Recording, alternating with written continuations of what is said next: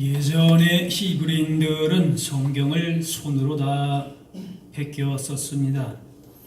그 일을 하는 사람을 서기관이라고 했는데 성경을 쓰다가 하나님이라고 하는 그런 단어가 나오면은 그 발음도 제대로 못하고 새 붓을 사용하다 해서 그 이름을 썼고 또 목욕을 하고 썼다고 합니다. 그래서 모세오경을 한번 쓰려고 하면은 새로운 붓 6080자루가 필요했다고 그래요. 그러니까 목욕도 몇 번 했겠습니까? 6080번을 목욕을 했겠죠. 주기도문의 첫 기도의 내용도 이름이 거룩히 여김을 받으시오며입니다. 물론 하나님은 이미도 온전히 거룩하신 분이십니다. 우리가 하나님을 거룩하게 여긴다고 해서 하나님이 더 거룩해지고 또 거룩하게 여기지 않는다고 해서 하나님의 거룩하심이 손상되는 것은 아닙니다. 우리는 단지 하나님의 거룩하심을 인정하고 고백할 따름입니다.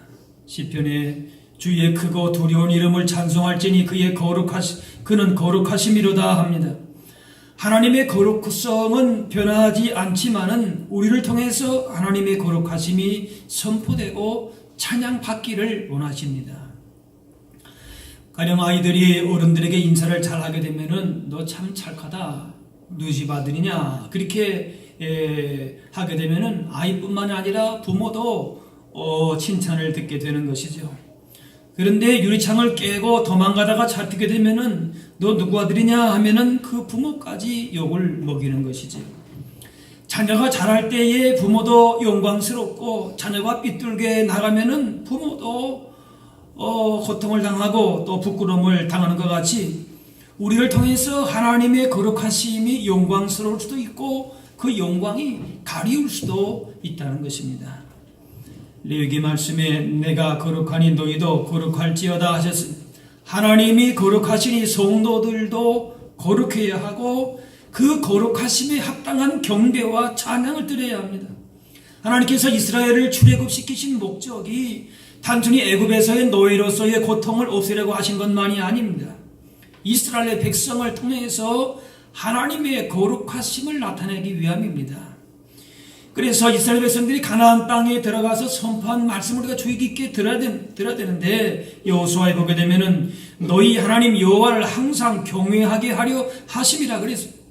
이스라엘 백성을 가나안 땅에 가서 적과 꿀이 흐르는 땅에 가가지고 단순히 부유하게 살고 잘 사는 데에 목적이 있는 것이 아니라 그 땅에서 하나님의 거룩하심을 깨닫고 하나님이 어떤 분이신가를 잘 알아서 그분을 경외하고 높이는 데에 목적이 있다라고 하는 것이에요.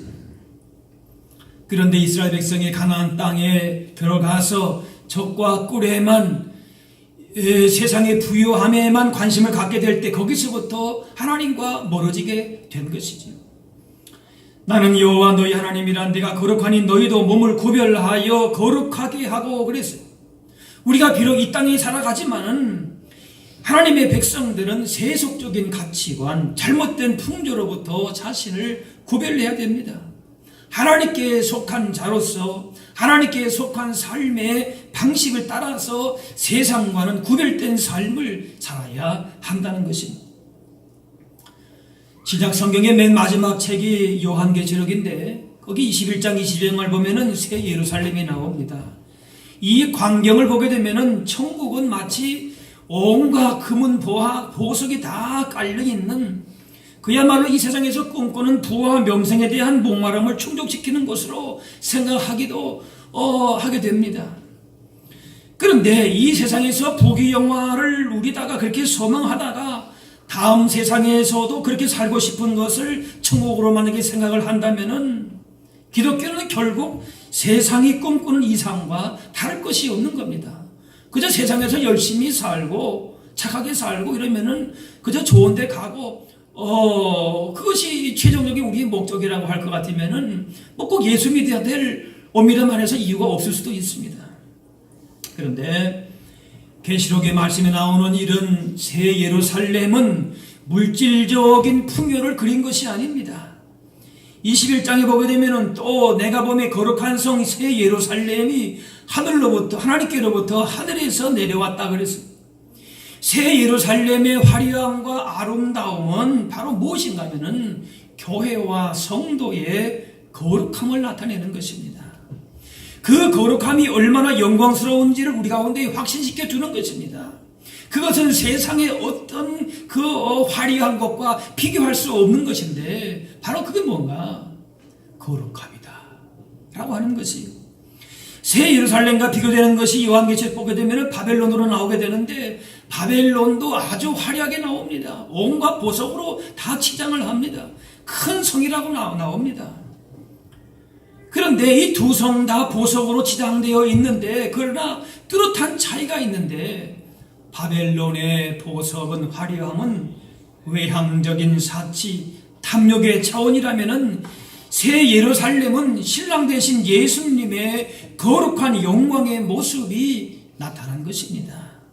이 세상 것과는 비교할 수 없는 하나님의 영광, 예수 그리스도의 영광이 그의 신부된 우리를 통하여서 이렇게 거룩한 성 예루살렘으로 나타난다라고 하는 것이, 장차 우리가 누릴 거룩한 성 예루살렘의 영광은 이 땅의 어떤 가치와도 비교할 수가 없는 것인데, 그것은 바로 신랑 되신 예수님의 거룩하심을 본받은 신부된 성도들의 모습이라고 하는 것입니다. 하나님의 거룩하심이, 우리 신랑 되신 예수님의 영광이 우리 가운데 나타나는 것입니다. 그렇기 때문에 하나님 뭐라고 말씀하시니까 따라합시다. 내가 거룩하니 너희도 거룩하라. 예, 그것이 우리의 최고의 기업이고 상급이고 영광이라고 하는 거지요. 마지막 때 우리가 받아야 될 게 뭔가? 하나님의 거룩하심.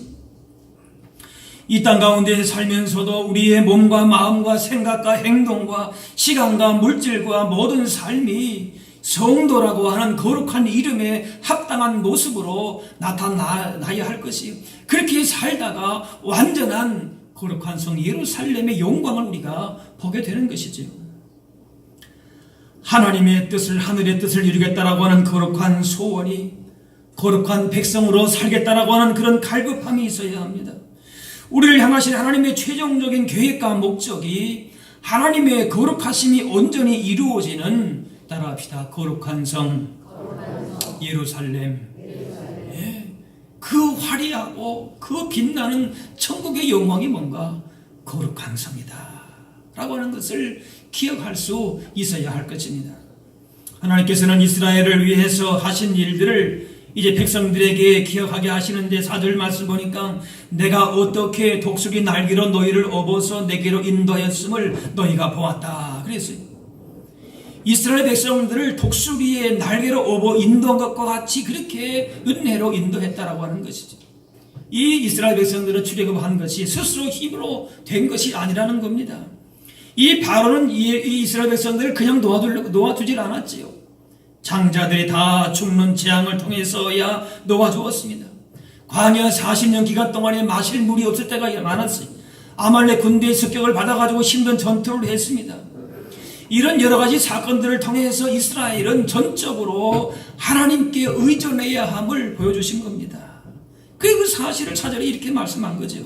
내가 어떻게 독수리 날개로 너희를 업었다. 이렇게 하나님께서 행하신 바를 기억하게 하시는 것은, 이렇게 말씀하시는 것은 뭔가 하면은 그 백성들이 어떻게 살아야 될 것을 그 백성들의 응답을 원하셨기 때문에 그런 것이지요. 내가 이렇게 너희 가운데 은혜를 베풀고 함께 했는데 너희는 어떻게 살아야 되느냐, 그 말씀이에요. 그 원하시는 바가 5절에 나타나는 것입니다. 너희가 내 말을 잘 듣고 내 언약을 지키면, 그랬어요. 하나님의 말씀을 잘 듣고 언약을 지키는 것을 하나님이 원하시는 것이, 하나님께서는 이스라엘을 구원하신 후에 가나안 땅에 들어가게 하신 후에 아무렇게나 그냥 내깔려 내버려 두시는 분이 아니십니다. 너 이제 가나안 땅에 들었으니까 너 마음대로 살아라, 그것이 아니에요. 보다 풍성한 구원의 은혜를 계속해서 누릴 수 있는 그런 길을 하나님이 제시하신 겁니다. 우리가 예수 믿고 구원받은 것으로 끝 아닙니다. 구원받은 자로서의 그 구원의 은혜를 더 풍성하게 누릴 수 있도록 오늘 여기 말씀해 보게 되니까 하나님께서 특별히 아끼시는 나라가 되고 하나님의 사역을 위해서 사용하시는 나라가 되고 거룩한 구별된 백성이 되라고 하는 것이, 그것이 하나님의 구원의 은혜를 누리게 되는 것인데, 그것의 특징을 한마디로 말하면 무엇입니까? 따라합시다. 거룩한 백성이 되라. 그것이 우리 가운데 가나안 땅으로 불러주신, 하나님의 구원받은 천국 백성을 삼아주신, 우리를 부르신 최종적인 목적이 거기 있다라고 하는 것이, 400년 동안에 종된 곳에서 자유를 주신 것은 자기 마음대로 살라고 불러내신 것이 아닙니다. 하나님의 소유로 온 세상의 제사장 나라로 하나님의 거룩한 백성으로 살도록 하심입니다. 그러므로 하나님의 말씀을 잘 듣고, 여기 보니까 잘 들어야 된다 그랬어요. 내 말을 잘 듣고 언약을 지킬 때에 거룩한 하나님의 백성이 되고 제사장 역할을 수행할 수 있는 것입니다. 예수님도 말씀하시기를 그들을 진리로 거룩하게 하옵소서. 아버지의 말씀은 진리니이다. 사도 바울은 하나님의 말씀과 기도로 거룩하게 지민이라 하셨습니다. 성도를 정결케 하고 거룩한 삶에 이르게 하는 것은 말씀입니다. 그 말씀대로 순종하는 것이에요. 그래서 예수님께서 사람이 떡으로만 살 것이 아니요 하나님의 입으로부터 나오는 뭐예요? 말씀으로, 모든 말씀으로 살 것이라. 구원받은 자는, 가나안 땅에 입성한 자는 이제부터는 내 마음 내 자유다 아니에요. 하나님의 말씀을 잘 듣고 하나님과 약속한 것을 지켜나가는 그런 거룩한 백성으로 살아라. 주님이 그걸 말씀하는 것입니다. 세상의 떡만을 얻기 위한 수단으로 신앙을 사용하지 말아야 합니다. 신앙이 세상을 사는 하나의 도구가 되어서 자신이 이루고 싶은 일에만 신앙이 동원이 되고 별로 도움이 될 것 같지 않으면 신앙을 동원하지 않는 것은 주님이 원하시는 모습이 아닙니다. 예수님께 떡을 기대했던 왔던 사람들이 그들의 떡이 채워지자 떠나게 되었습니다. 이런 모습을 보시고 제자들에게 그렇게 물어보십니다. 너희도 가려느냐? 이제 배 부르니까 다 세상 것으로 만족했으니까 이제는 내 마음대로 살겠다라고 다 떠나갑니다. 그런데 주님, 베드로가 뭐라고 말합니까? 영생의 말씀이 주께 있사오니 우리가 누구에게로 가오리까? 한번 따라 하실까요? 영생의 말씀이 주께 있사오니. 네, 그렇게 대답해요. 주님께서 이런 모습을 보시면서 저희를 진리로 거룩하게 하옵소서, 그렇게 기도하셨습니다. 살아가는데 하나의 도구로서의 신앙이 사용된다면 하나님의 거룩하심을 경험할 수 없습니다. 떡을 찾는 것이 신앙이 아니라 하나님의 말씀을 찾는 것이 신앙이 되어야 하는 것이, 세상이 떡이 아닌 하나님의 말씀 가운데에 얻게 되는 거룩한 삶을 사모하실 수 있기를 바랍니다. 믿는 사람은 직분에 따라서 여러 호칭이 있습니다. 그 모든 호칭을 통틀어서 가장 귀한 그 호칭은 바로 성도입니다. 하나님의 거룩한 백성입니다. 그래서 베드로전서에 너희는 택하신 족속이요 왕같은 제사장들이요 거룩한 나라요 그의 소유가 된 백성이라 그랬어요. 이 성도라고 하는 신분이 얼마나 귀하고 복된 것인가를 알아야 합니다. 그렇기 때문에 우리는 내 삶이 의미 없다고 말해서 안 되고 아무렇게나 살아서는 더더욱 안 됩니다. 그리스도인이 성도라고 하는 그 신분의 가치를 잊어버리거나 제대로 인식하지 못하고 사는 것만큼 안타까운 일도 없습니다. 성도라고 하는 그 이름 자체가 얼마나 귀하고 놀라운 것인데 그것을 정체성 잃어버리고 산다. 가장 안타까운 것이지. 그래서 말씀하시는 거예요. 너희는 지금 너희가 누구인 줄 아느냐? 나의 택한 백성이다. 왕같은 제사장이다. 거룩한 나의 소유된 나의 보물 같은 존재이다. 나는 어떤 존재인가? 그러므로 어떻게 살아야 하는가를 알고서 성도로 부르신 사명을 깨닫고 그 신분에 맞는 은혜와 복을 누리면서 살아야 할 줄로 믿습니다. 그래서 오늘 5절 6절 말씀에 너희는 모든 민족 중에서 내 소유가 되겠고 너희가 내게 대하여 제사장 나라가 되며 거룩한 백성이 되리라 그랬어요. 하나님의 소유가 되고 제사장 나라가 되고 거룩한 백성이 된다. 다른 민족들과 세상 사람들과 구별되어서 특별히 우리를 그렇게 세워주셨다라고 하는 것이, 거기에는 특별한 목적이 있다라고 하는 것이, 세상과 구별된 존재로 성도가 살아갈 때에 성도의 선한 영향력을 통해서 세상 사람들이 하나님의 구원과 하나님의 심판을 보게 하는 역할을 하게 하는 거지. 성도의 모습을 통해서 하나님의 크신 사랑과 구원을 나타내는 것입니다. 온 인류를 구원하신 하나님의 놀라운 구원의 은혜와 그 사랑을 누굴 통해서요? 성도를 통해서 나타나기를 원하시는 거예요.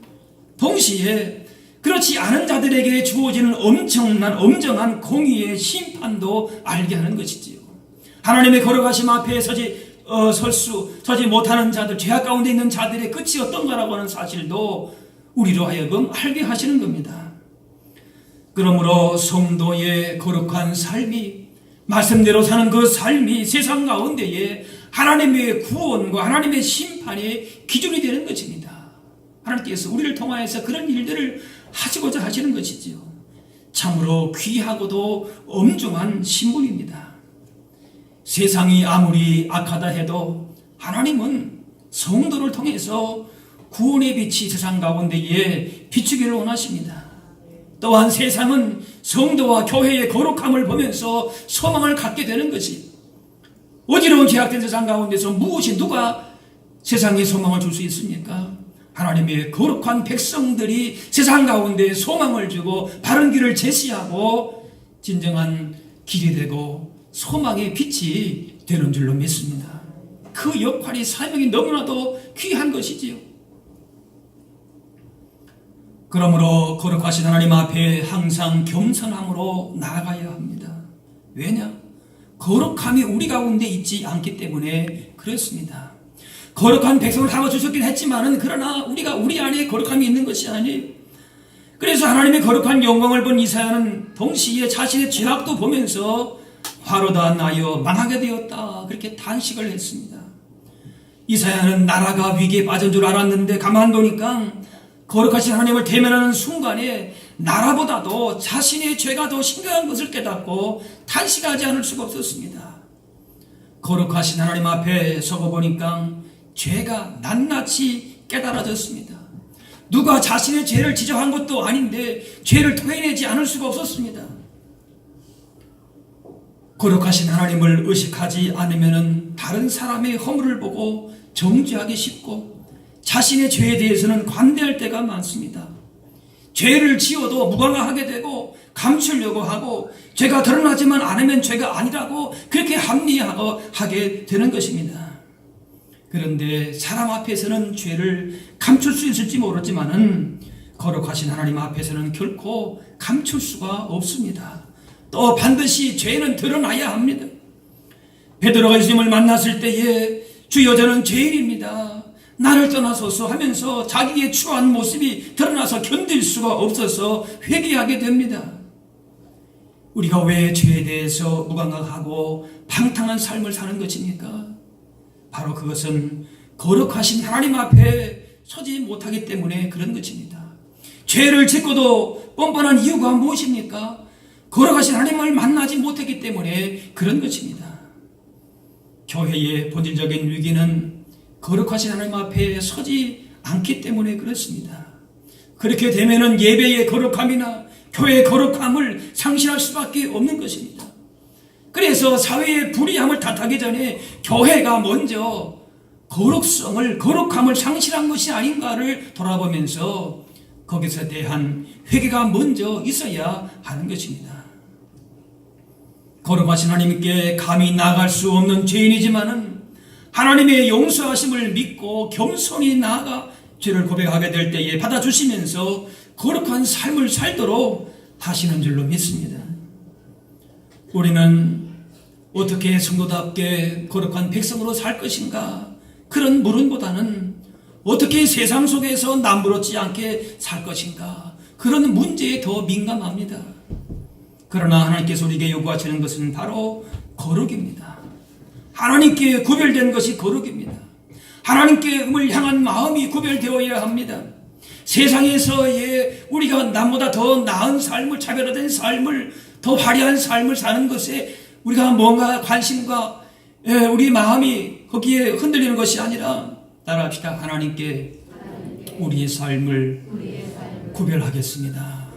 예, 거룩하신 하나님 앞에서의 내 삶이 정말 하나님 말씀 앞에 잘 살고 있는가, 이것이 먼저 구별되어야 그것이 잘 사는 것이, 하나님이 원하시는 것이 바로 그러한 모습이 우리의 마음이 하나님께 구별되어야 되고, 시간과 물질과 우리의 인생 전체가 따라합시다, 하나님 앞에 구별되겠습니다.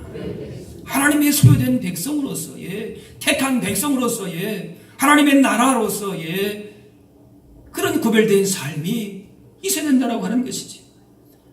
말씀 순종을 통해서 거룩한 삶을 살아나가야 된다는 열망이 있어야 합니다. 세상은 거룩한 삶을 살지 못하도록 끊임없이 방해합니다. 그래서 이 바벨론의 화려함으로 우리 가운데 유혹하고 도전하고 시험하고 그렇게 합니다.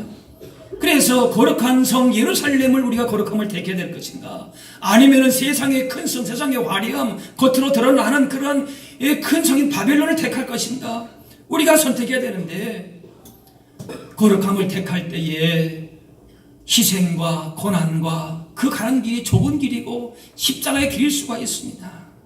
그러나 거룩한 백성으로서의 삶을 다짐하고 그것을 지켜나가는 것이 결국 우리의 영광이요, 우리의 궁극적인 확신이 되어야 될 줄로 믿습니다. 아무리 좋은 거 있다 할지라도 거룩한 성 예루살렘 바라보면서, 그 영광을 바라보면서 우리의 길을 거룩한 길로 걸어가야 할 것입니다. 사람들은 목회자나 혹은 사모의 삶이, 선교사의 삶이 힘들겠다 그런 말을 하기도 합니다. 물론 일부 맞는 말이기도 하지요. 목회자는 하나님의 거룩하심에 합당하게 살아야 될 책임이 있는 사람이기 때문에 그렇기도 합니다. 그러나 하나님의 이름에 합당한 거룩한 삶을 살아가야 될 사람이 목회자나 사모나 특별 몇몇 사람만 해당되는 것은 결코 아닙니다. 거룩한 삶을 살아가는 것은 목회자의 할 일이고, 자신은 자신 나름대로 아무렇게나 살아도 좋다고 생각하려면 더더욱 안 될 일일 것입니다. 소요리 문답에 따르면 사람의 제일 전 목적은 하나님을 영화롭게 하고 그를 영원토록 즐거워하는 것이라 그랬어요. 사람이면 누구나 이런 삶을 살아야 한다는 것입니다. 하나님을 영화롭게 하고 그를 영원토록 즐거워하는 거룩한 소원이 없다면 우리의 인생 목표가 잘못된 것입니다. 하나님의 거룩하심을 나타내는 것이 우리 삶의 목적이어야 되고 우리의 간절한 기도의 제목이 되어야 될 줄로 믿습니다. 베드로전서 말씀에 오직 너희를 부르신 거룩한 이처럼 너희도 모든 행실에 거룩한 자가 되라 그랬습니다. 거룩한 행실을 통해서 하나님의 거룩하심을 나타내야 합니다. 로마서 말씀에 너희 몸을 하나님이 기뻐하시는 거룩한 산 제물로 드리라. 이는 너희가 드릴 영적 예배니라. 우리의 몸을, 전 삶을 제물로 태워드리는, 향기로 드리는 엄청난 희생이지요. 그런데 그렇게 분명하게 너희 삶을 구별해서 산 제사로 드리라. 그런 예배적인 삶을 살아라라고 하는 것이죠. 하나님은 아무거나 받으시는 분이 아니십니다. 거룩한 것만 받으십니다. 우리들이 말씀으로 예수 그리스도의 구속의 은혜로 거룩해져서 예수 신랑 되신 예수님의 신부로서의 아름답고 정결하고 영광스러운 모습 가운데에 거룩한 성 예루살렘에 우리가 입성하게 되는 줄로 믿습니다. 하나님께 합당한 진정 산 제물이 되어야 할 것입니다. 시편 29편에 여호와께 그의 이름에 합당한 영광을 돌리며 거룩한 옷을 입고 여호와께 예배할지어다. 거룩한 옷을 입어야 합니다. 다른 것이 마지막 때에 우리가 입어야 될 옷은 다른 것이 아니 흰새와 보옷이라 그랬어요. 그래 그 두루마기를 날마다 빠는 자가 복이 있다 그랬습니다. 우리가 무엇으로 내 삶을 치장하고 내 삶의 정체성을 드러내야 될 것인가? 하나님의 거룩하심 앞에 서는 주님의 거룩한 백성으로 살아가야 될 줄로 믿습니다. 성도라고 하는 이름이 결코 장식품이 아닙니다. 그 이름에 걸맞은 거룩함을 향한 열망을 가지고 삶을 통해서 구체적으로 하나님의 거룩하심을 이루어내는, 내가 거룩하니 너희도 거룩하라, 그런 삶을 살아내라, 이런 백성으로 우리가 살아갈 수 있어야 할 것입니다. 내 자기중심적인 생활에서 벗어나서 겸손과 희생과 성김의 봄을 보여주신 예수님의 사랑을 실천하면서 거룩하신 하나님께 집중하는 거룩한 예배자의 삶을 살아가실 수 있기를 바랍니다. 하나님의 말씀을 따라서 모든 행실에, 우리의 언행심사의 모든 행실에 있어서 거룩한 자가 되어서 가정과 일터와 삶의 현장 가운데 교회 안에서만이 아니라 우리의 삶에 그리스도의 산 제사로서 향기로운 거룩한 주님의 백성으로서 살다가 마지막 날 주님의 거룩하심 앞에 영원토록 주님의 거룩하심을 찬양하고 영광 돌릴 수 있는 저와 여러분들이 다 될 수 있기를 주의 이름으로 축원합니다. 기도.